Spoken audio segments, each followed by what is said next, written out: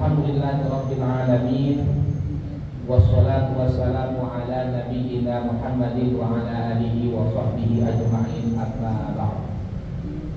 Puja dan puji syukur kita panjatkan kehadirat Allah, salawat dan salam selalu tercurahkan keharibaan baginda Nabi besar Muhammad sallallahu alaihi wasallam.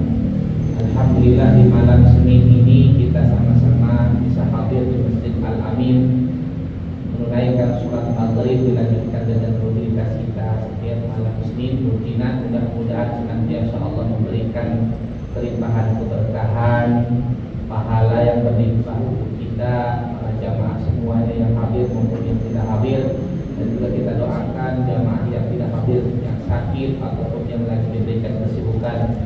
Mudah-mudahan Allah segera angkat penyakitnya yang lagi sakit, yang diberikan kesibukan, mudah-mudahan Allah segera beri jalan keluar untuk bisa menyelesaikannya dan bisa hadir bersama-sama dengan barokahnya Al-Fatihah. Al-Fatihah. Bismillahirrahmanirrahim. Alhamdulillahirabbil alamin. Arrahmanir rahim. Maliki yaumiddin. Iyyaka na'budu wa iyyaka nasta'in. Ihdinas siratal mustaqim. Shiratal ladzina an'amta 'alaihim ghairil maghdubi 'alaihim waladdallin. Baik, kita lanjut. Yang kemarin minggu yang lalu kita bahas tentang makharijul huruf. Kemarin makharijul huruf ada yang keluarnya dari tenggorokan, ada yang bagian lisan, ada yang bagian bibir. Bagian tenggorokan kemarin ada 6, hamzah, ha, terus ain, ha, ghain, kha. Ini review pengulangannya yang kemarin sudah sampai pasti lupa lagi ya. Hamzah, ha, ain, ha, ghain, kha. Terus yang di bibir ada berapa kemarin? Ada 4. Apa aja?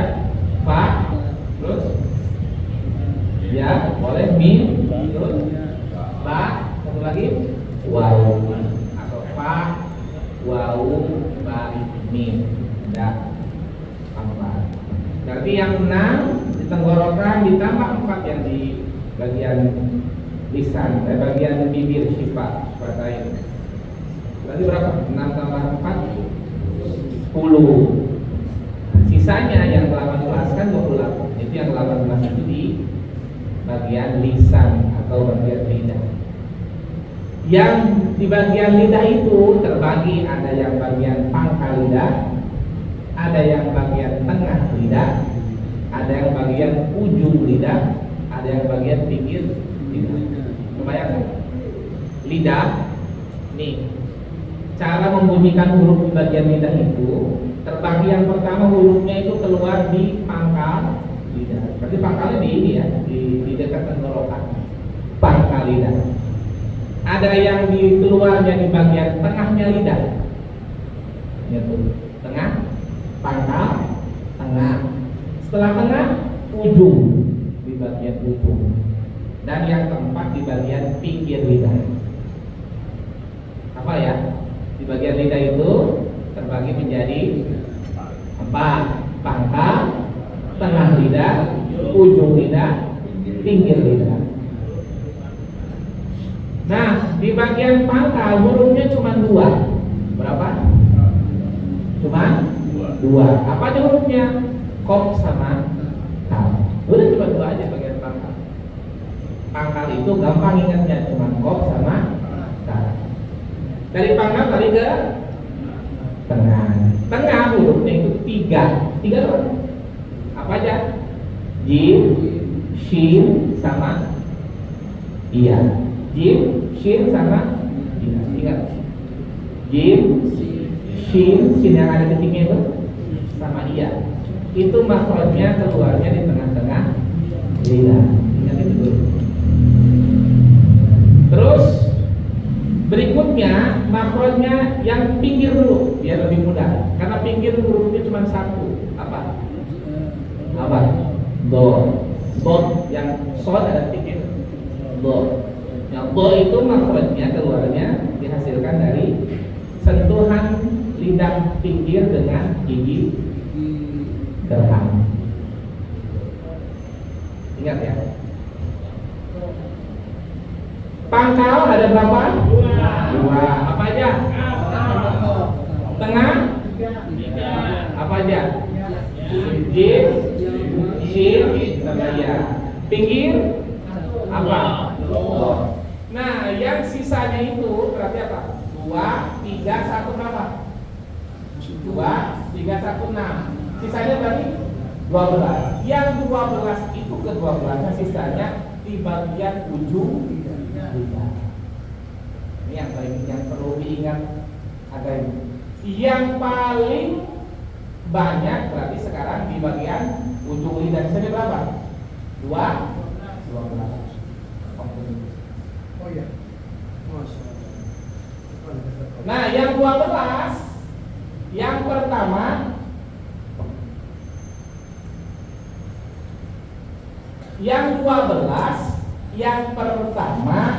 di bagian ujung lidah di bagian ujung lidah. Ingat, nanti ada ujung lidah itu banyak cabangnya nanti. Yang pertama sekarang ingat-ingat di bagian ujung lidah, hurufnya 3. Apa aja?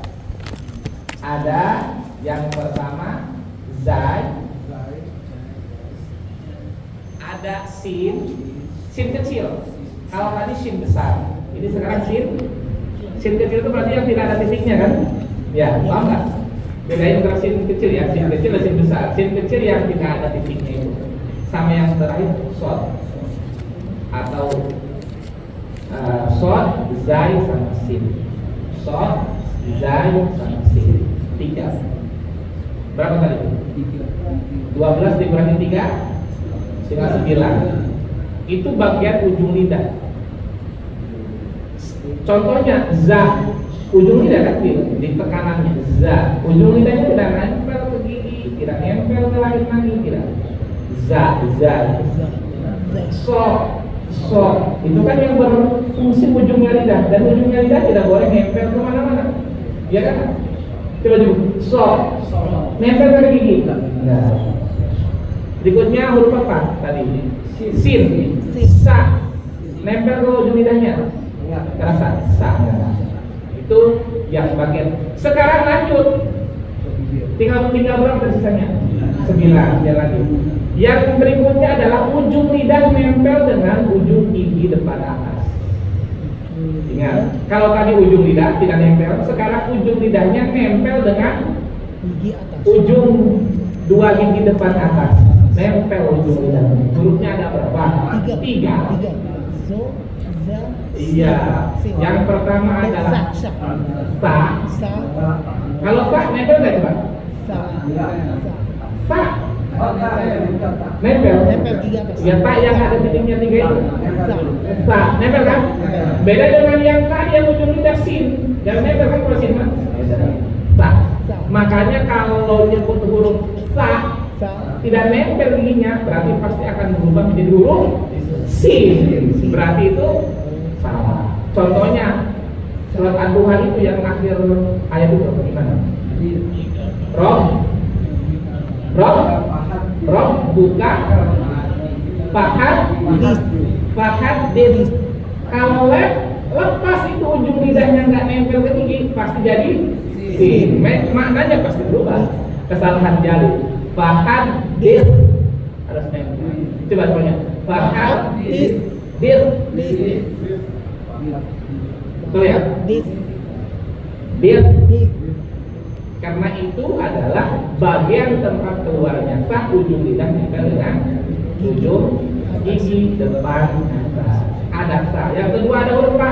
Zal. Zal itu ujung lidahnya nempel dengan ujung gigi. Siratal ladzi. Bukan lazi. Ini yang sering salah itu biasanya lazi. Kalau lazi itu tidak nempel. Lazi berarti yang tadi itu makhrajnya huruf zai. Iya kan lazi. Siratal ladzi. Nempelin ujung lidah itu. Siratal ladzi. Bukan lazi. Kalau lazi berarti nanti itu huruf yang tadi Zat. Yang terakhir adalah huruf apa? Lo. Sama nih sering banyak kesalahan huruf lo. Huruf lo nyebutnya Zai, Zo. Iya, Zo. Nyebutin hurufnya Zo tapi tempatnya huruf Zai. Betul. Betul kan? Yang betul apa? Lo. Tempelin lo. Lo. Lo. Zolim. Bukan zolim tapi zolim. Zolim itu pakai apa? Pakai Z kan? Zo kan? Atau apa? Shadaqallahul azim. Bukan azim. Kalau azim nyebutnya huruf Zo menggunakan tempatnya huruf apa tadi? Zai. Pasti bunyinya akan berbeda. Agak ini ya. Makanya salah satunya kalau kita sudah hafal yang tempat keluarnya huruf itu kunci tuh. Jadi kalau dengar orang nyebutin bacaan Quran atau huruf, pasti kita bisa ini salah nih. Dari mana taunya? Padahal kita nggak lihat lidahnya. Dari mana? Dari seputar, dari suaranya itu, bunyinya itu. Diskusi huruf biasanya. Iya. Jadi bunyinya kalau salah tempatnya, maka akan salah penyebutan hurufnya. Apalagi nyebutin sifat-sifat hurufnya. Karena apa? Karena yang paling spesial, yang paling harus jangan sampai tempatnya ini salah dulu. Pintu masuk ya. Masuk itu kan pintu masuk ya. Tadi ujung lidah sama ujung gigi ada 3 apa aja? Sa, sama so. Sekarang ada berapa tadi? Kurang 3. Nah, bertambah lagi. Berikutnya adalah ujung lidah. Perhatikan, nempel ujung lidah, nempel dengan pangkal gigi depan. Kalau tadi ujung gigi, sekarang pangkal gigi. Tahu pangkal gigi? Tahu. Apa? Gusi. Pertemuan antara gigi dan langit-langit itu maksudnya. Nah, hurufnya ada 3 di sana. Apa aja? Ada ta, ada dal, ada po. Ta, dal, sama. Tapi insya Allah kalau nyebut huruf yang ini hampir semuanya betul. Ya. Tapi yang tadi itu, yang dal sama lo hampir rata-rata terbuka. Hampir rata-rata terbuka. Nah kalau tak bisa lah, dal bisa hampir semua. Kok? Ya hampir bisa. Ada berapa lagi? Ada. 4 lagi. Sisa kita. Berikutnya adalah ujung lidah dengan langit-langit. Ada huruf nun. Gampang, ada huruf lam. Coba an, al, ya kan? An, al. Makanya kalau nyebut huruf lam jangan al, jangan al. Kalau al itu beda. Tapi an, al, ujung lidahnya nempel dengan langit-langit. Al, al. Apa?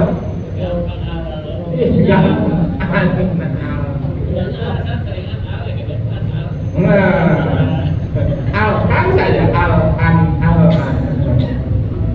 Yang terakhir huruf ro. Nah huruf ro itu ujung lidah yang diangkat ke langit-langit tapi tidak nempel seperti nun dan lam, tidak nempel, hampir nempel.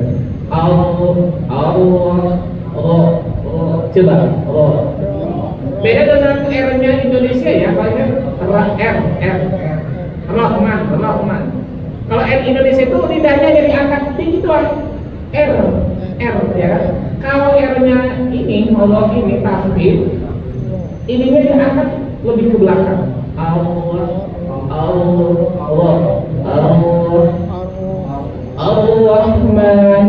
Ada juga Ar-Rahman. Oh, berarti itu nyebutkan huruf rohnya pakai roh Indonesia. Soalnya kan beda kalau Indonesia mah. Misalkan sini ada nama siapa? Yang R. Arif. Rif Arif. Itu Indonesia kan? Rif Arif. Tapi kalau orangnya, Mas Arif. Kita pikir Arif.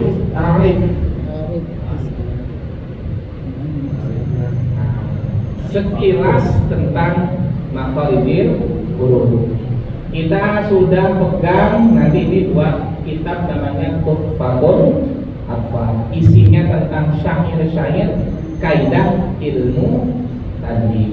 Nah, ilmu tajwid yang suka di di buku-buku yang sering kita bisa baca di mana, di warung-warung sebagainya, itu ngambilnya dari salah satunya di kitab Tuhfatul Atfal. Kalau di pesantren ini biasanya suka dihafal. Karena isinya ini adalah bukan sabda Nabi nih, bukan Al-Quran. Ini adalah syair bait-bait yang menerangkan tentang hukum-hukum bacaan Al-Quran. Nanti kita setiap pertemuan mohon ini di bawah, jangan sampai hilang. Kita nanti baca syairnya supaya minimal kalau tidak hafal minimal kita bisa lancar. Jadi kita sambil baca satu-satu. Terus yang kedua ini saya bawakan sebagai tambahannya Arba'in Nawawi. Arba'in Nawawi ini isi-isi tentang di dalamnya hadis-hadis yang isinya tentang asas-asas agama, tentang akhlak, adab, yang mana di sini termuat kurang lebih 42 hadis. Ya, minimal kita satu kali pertemuan satu hadis bisa dibaca. Kalau di pesantren sama juga ini, juga dihafal. Betul, hadis arba'in. Namanya arba'in 40, tapi jumlahnya tidak 40, 42. Hadis arba'in.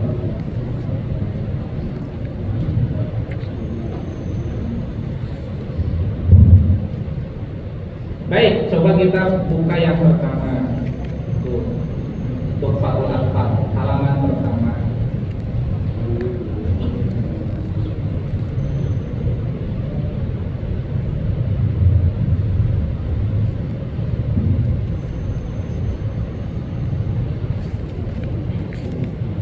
Ini yang tadi kita baca itu yang kulo yarji rahmatil ghafuri duman Sulaimanu huwa jamzuri. Ini adalah mukadimah saja, pendahuluan dari seorang pengarang.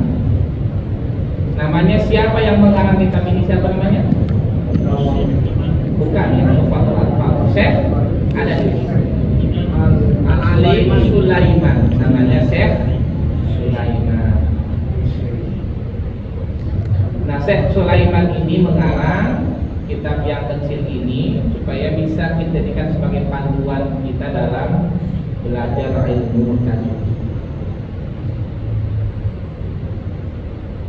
Lanjut, tadi sudah kita baca, kemudian yang mukadimahnya kita lanjut yang ke bawahnya ahkamun nuni wasakinati wa tanwini.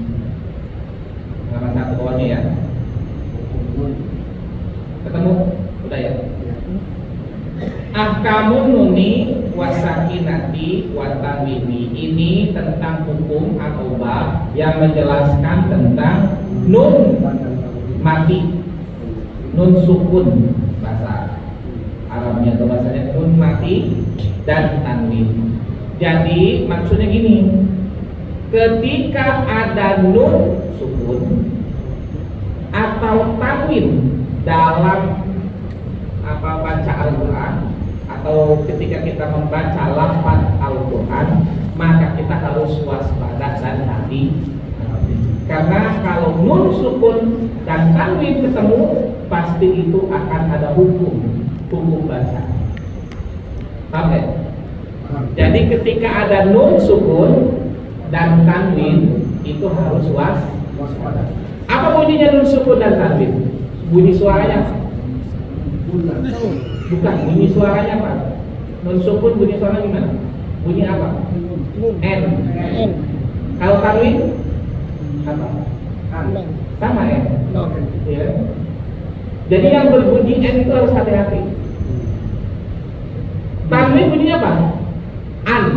Kalau nun sama an juga kan? Maksudnya N bunyi N. Nah, berarti maksud saya adalah ketika kita menemukan suara N terus waspada dan hati-hati. Oke, kita nadamkan bersama. Kenapa dinodongkan? Maksudnya bacanya supaya tidak apa tuh? Tidak kesel, tidak bosan. Nah, jadi kalau di pesantren itu suka dinyanyiin supaya apa? Supaya bareng-bareng semangat. Kita coba nyanyikan. Bagaimana nyanyiannya? Nyanyinya gini. La la la la la la la la la la.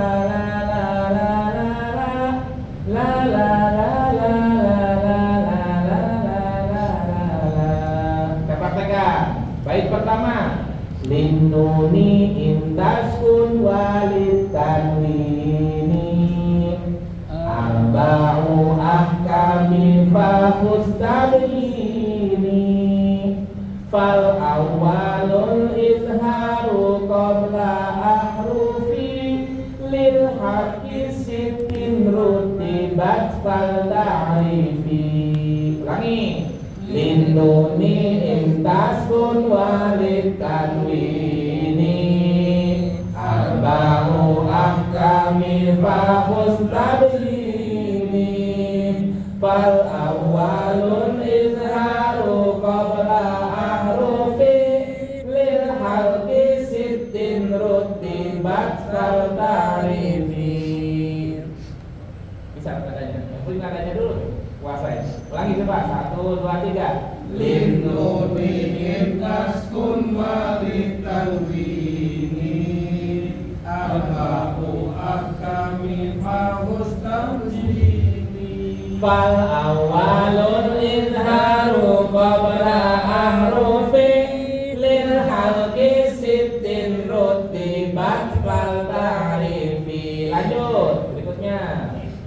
Hamzun fahaun summa ainun haun muhalataini summa ghainun haun wasani idghamu bisitatin atas fiyar miluna indahum kalsabatas. Bisa? Makanya bisa.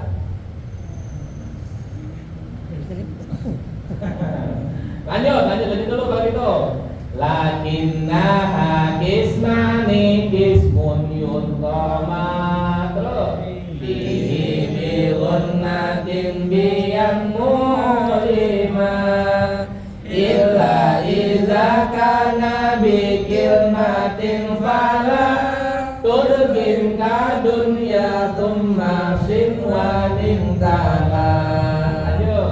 Wasani idghamum bil ghairi gunnah fil lammi warras thumma tahriran wasani zul iqlabu indal ba'i miman bi gunnatin ma'al ikhfa'i wa rabi'ul ifa'u indal fa'i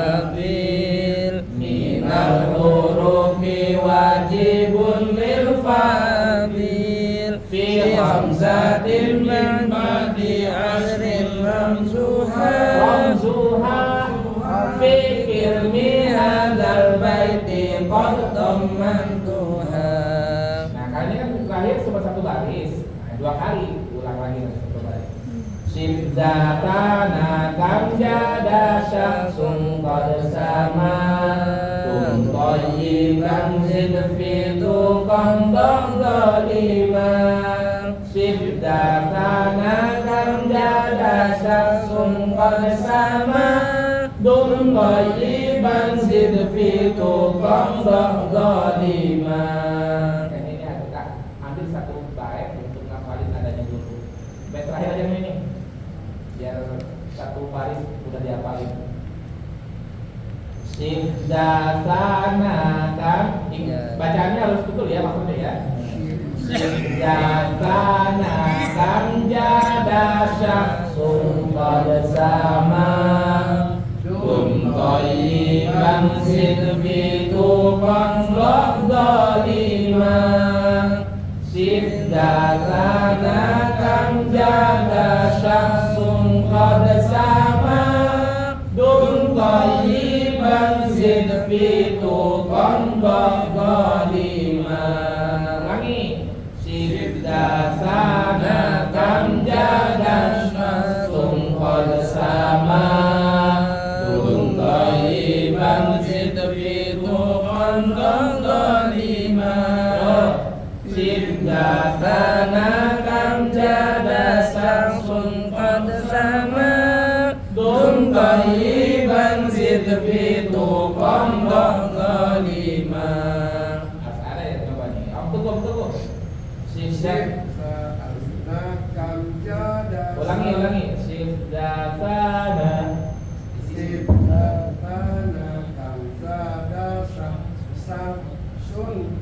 sama dum thayyiban sidfitu kan zaliman. Sidasana kam jada syaksun qad sama dum thayyiban sidfitu kan zaliman. Ayo, siapa lagi? Sidasana kam jada syaksun qad sama dum thayyiban sidfitu kan zaliman. Sidasana kam jada syaksun qad sama dum thayyiban sidfitu kan zaliman. Kita bahas Bismillahirrahmanirrahim. Linnuni intaskun walid tanwini arba'u ahkami fakhus tabini.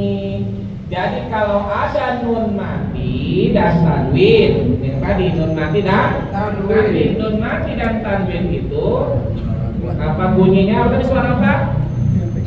Bunyinya suara Maka hati-hati, kenapa? Karena nun mati dan tanwin itu arba'u ahkami fakhus tabini.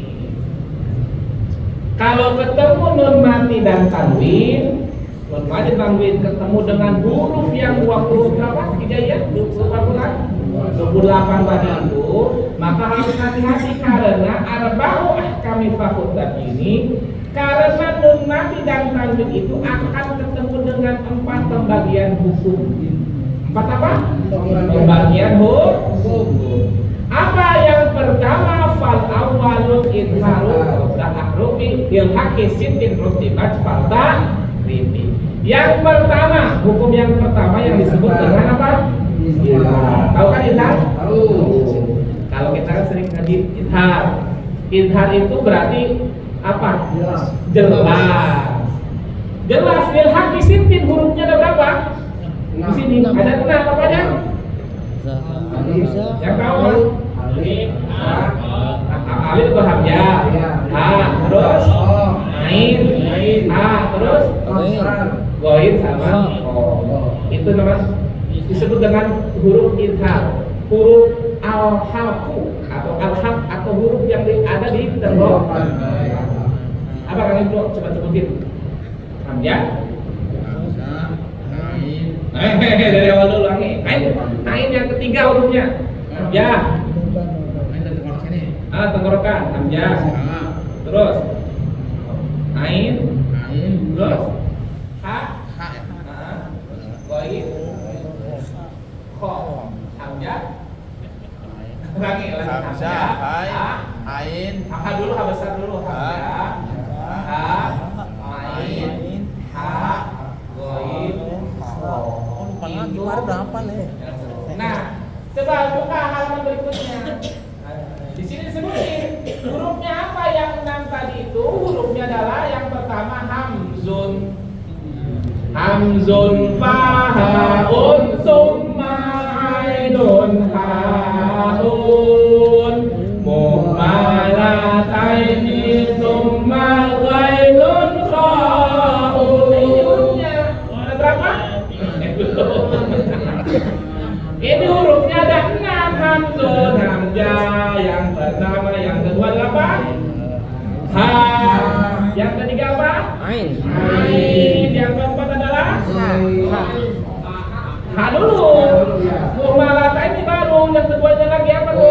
Ghain dan itu yang disebut dengan huruf izhar. Kalau nun sukun dan tanwin ketemu yang 6 huruf tadi itu, maka bacaannya tidak boleh dibaca panjang, tapi bacaannya biasa saja, dibaca izhar kalau bahasa tajwidnya. Bahasa kita apa itu?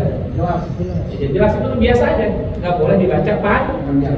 Jadi ketika nun sukun dan tanwin, walaupun ingat nih, identik kalau nun dan tanwin itu identik panjang dan guna, betul nggak? Nah, tetapi ketika ketemu yang huruf yang ditenggorokan itu, nah maka tidak boleh dibaca panjang. Jadi sekarang punya dalil kalau ada yang nanya, misalkan, wah kamu apa namanya tahu izhar itu apa keterangannya? Tinggal baca aja di sini. Nih, fal awwalul izharu qabla ahrufi lil alfi siddin rutibat fal tarifi hamzun fahaun summa ainun haun mumalataini summa ghainun khaun. Kasih tahu itu ya. Huruf izhar berapa? Hamzun fahaun summa ainun haun terus mumalataini summa ghainun khaun. Pak Arif, huruf izhar ada berapa? Sebutkan. Hamzun fahaun summa ainun haun terus mumalataini summa ghainun khaun. Apa aja Mak? Huruf izhar hurufnya ada berapa? Apa aja? Hamzun fahaun summa ainun haun terus mumalataini summa ghainun khaun. Cakep dah. Wallahu a'lam bishawab. Ini perkenalan. Dari mana yang nanya nyanyiin aja deh. Iya. Kalau ada yang nanya, lalu ngerti enggak? Ngerti. Ada berapa hurufnya? Hamzun fahaun.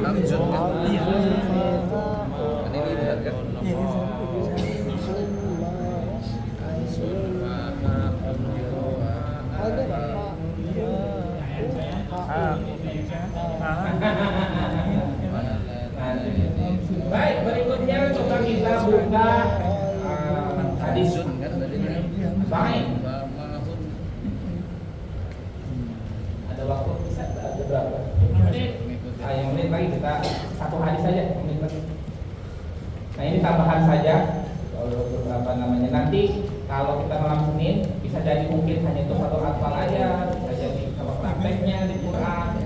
Nanti kalau ada waktu sisa baru tambahan. Hadis Arba'in ini karya karangan siapa? Nawawi. Imam Nawawi. Orang mana Nawawi? Banten. Syekh Nawawi Al-Banten.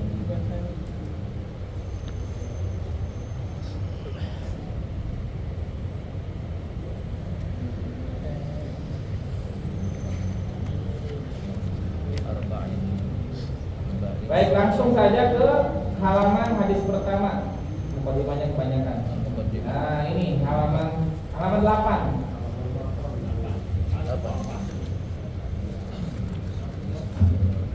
Al-hadithul awal An Amiril Mu'minin Abi Hafsin Umar. Ayo, siapa yang mau baca? Boleh. Bismillah dulu. Bismillahirrahmanirrahim. Al-hadis al-awwal an Amirul Mu'minin Abi Khamsin radhiyallahu anhu qala sami'tu Rasulullah sallallahu alaihi wasallam yaqulu innamal a'malu binniyat wa innamal likulli imrin ma nawa faman kanat hijratuhu ila Allah wa rasulihi fa hijratuhu ila Allah wa rasulihi wa man kanat hijratuhu lidunya yusibuha aw imra'atin yankihuha wa hijratuhu ila ma hajara ilaihi rawahu imam al-muhaddithin Abu Abdullah Muhammad bin Ismail bin Ibrahim bin al-Mughirah bin Jabar Barjis Bukhari wa Ayyub wa Abu Husain Muslim bin Hajjaj bin Muslimin Husayru Naisa Buriyu fi Sofi Hakimal Zayani Umar Asyabul Bismillahirrahmanirrahim. Ini hadis yang pertama, hadis tentang menceritakan bab tentang niat.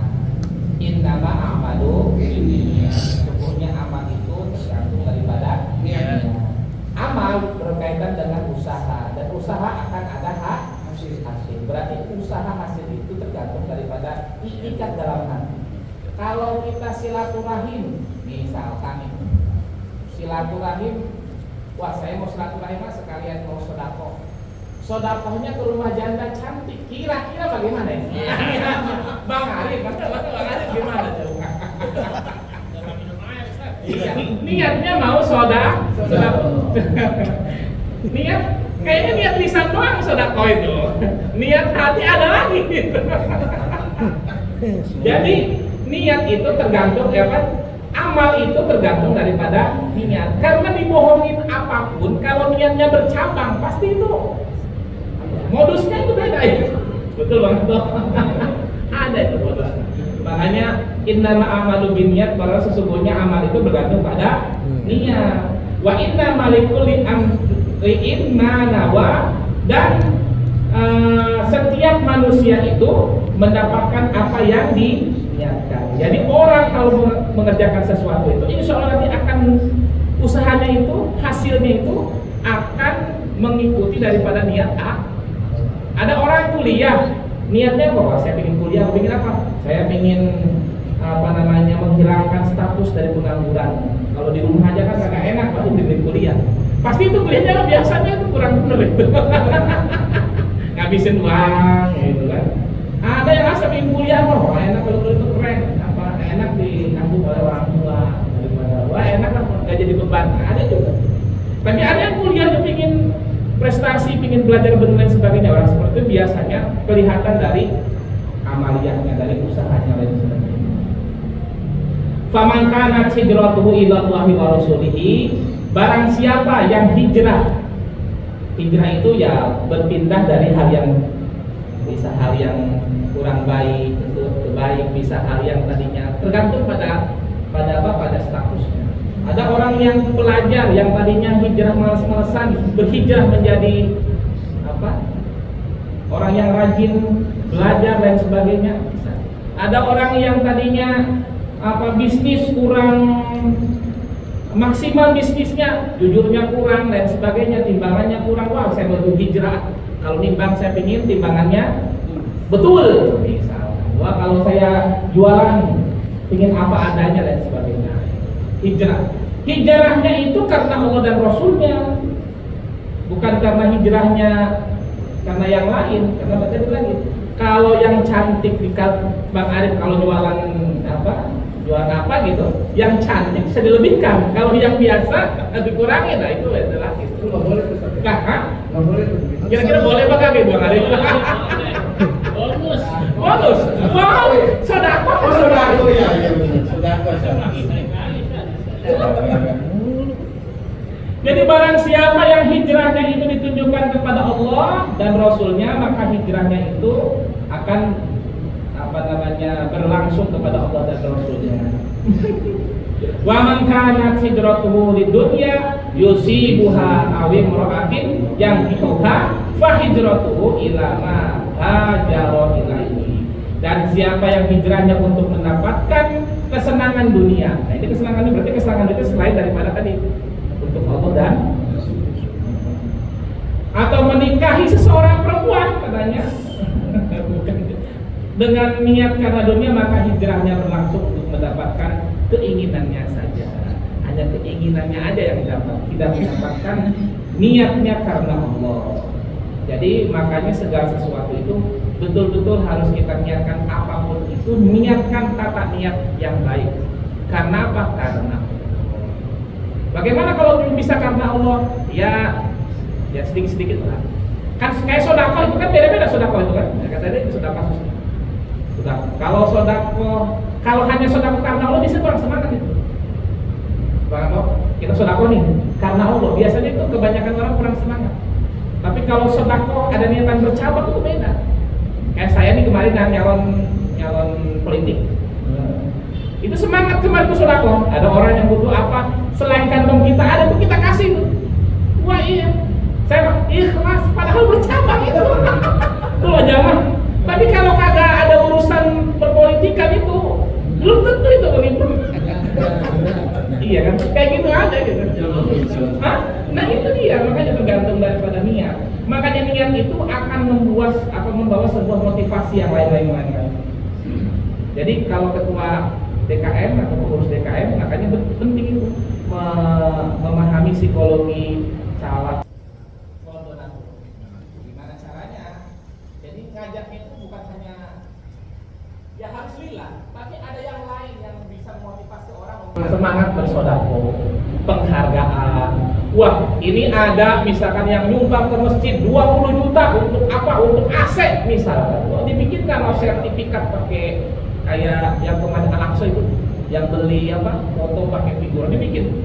Anterin, Pak, 20 juta ucapan terima kasih dari Masjid Al-Amin, ditempel di rumahnya. Besok kalau ada lagi 50 juta, biar apa? Dapat kayak tempel lagi. Iya kan? Betul tidak itu? Nah ini, jadi harus pakai strategi.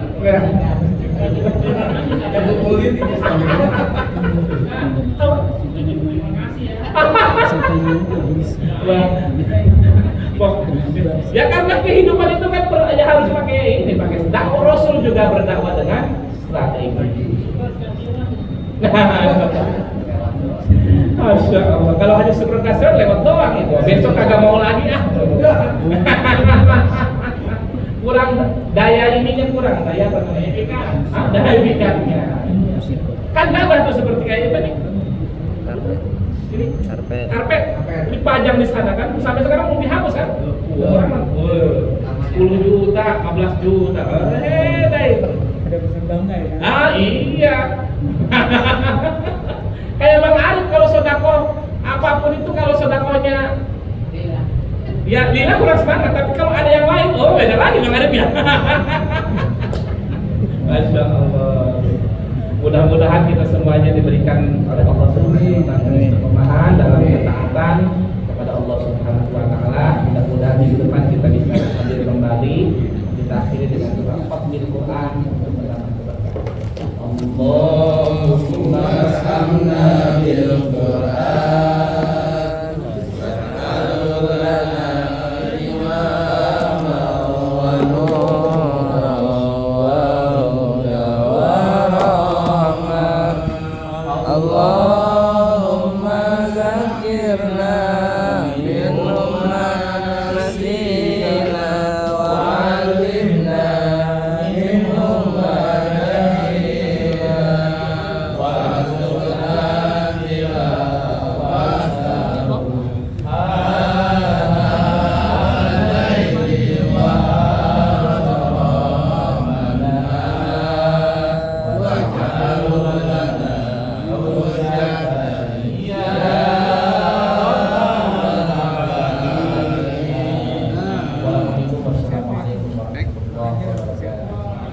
Waalaikumsalam warahmatullahi wabarakatuh.